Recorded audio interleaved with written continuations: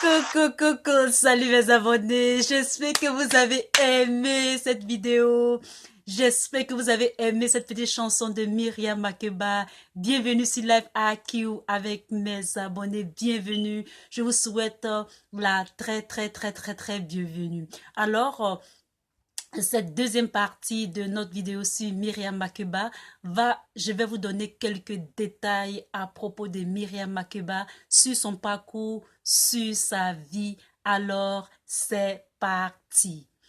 Alors, il faut savoir que Myriam Makeba, Myriam Makeba, excusez-moi, je crois que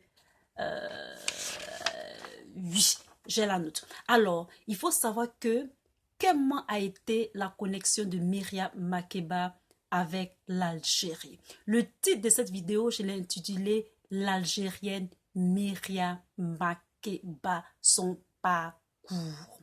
Alors, il faut savoir que l'Algérie a été toujours la Mecque des révolutionnaires. Et vous en connaissez, vous savez plus que moi, vous mes amis algériens.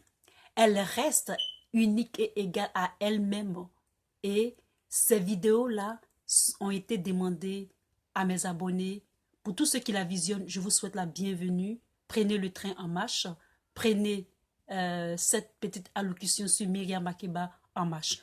Alors, il faut savoir que l'Algérie a été un pays vraiment incontournable pour tous les révolutionnaires, c'est-à-dire la plupart des révolutionnaires contre les régimes, etc., les régimes opprimants, ce que je veux dire.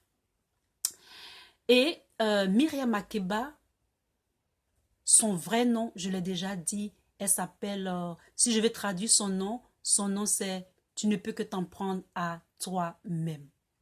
Elle est née le 4 mars 1932 à Johannesburg, en Afrique du Sud.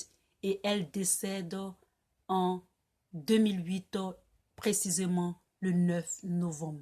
Elle est surnommée Mama Africa. C'est une artiste de grande renommée internationale et même mondiale, chanteuse militante des droits humains, des droits civils. Elle a été même la première à introduire la musique africaine aux yeux interplanétaires. Il faut savoir que pour ses convictions, c'est-à-dire pour ses convictions, pour ses idées, sa vie a été beaucoup tumultueuse, c'est-à-dire sa vie a été difficile, mais avec son combat, avec sa force, avec l'élan qui était dans son cœur, elle a toujours combattu, elle a toujours embrassé ses idées, elle n'a jamais changé de position, elle a toujours dénoncé les droits de l'homme, les droits du noir, etc., etc. Donc ici, dans cette vidéo, c'est un peu un petit détail, des petits détails sur sa vie. C'est parti. Alors, en 1932, né dans la période de la dépression économique, pour ceux qui s'y connaissent un peu pour l'histoire, sa mère domestique emprisonnée, et elle aussi, elle rejoindra sa mère en prison à 18 ans. Sa mère était herbiste, c'est-à-dire dans la tradition, elle travaillait avec tout ce qui était les herbes, etc., etc. Son père, lui, mort, elle sera envoyée chez sa grand-mère et en découlera sa première performance à l'église Royal Visit. Alors, vers les années 1950, dans des endroits mixtes et dans un endroit très brillant, elle va découvrir le jazz et plusieurs musiques qui ne sont pas celles de chez elle, et elle va s'y introduire. Elle va s'y introduire dans un groupe par le biais de son cousin dans un groupe cubain. Alors, sa réputation a commencé à s'accroître quand elle a commencé à réellement chanter avec le groupe Manhattan Brothers en 1954. Et elle commença encore à devenir plus populaire lorsque elle fit un film.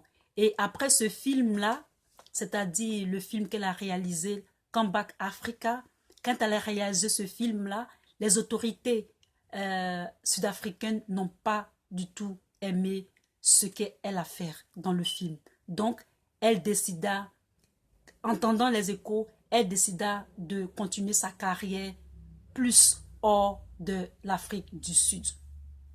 Déchue de sa nationalité, elle était la première à dénoncer ce régime de l'apartheid. Elle se réfugia ensuite en Europe, à Venise, et rencontra Henri Lafonte. Et celui-ci l'aida à immigrer aux États-Unis. Sa renommée devient ultime, c'est-à-dire sa renommée devient arrive à un certain apogée lorsque elle chantera encore devant Kennedy.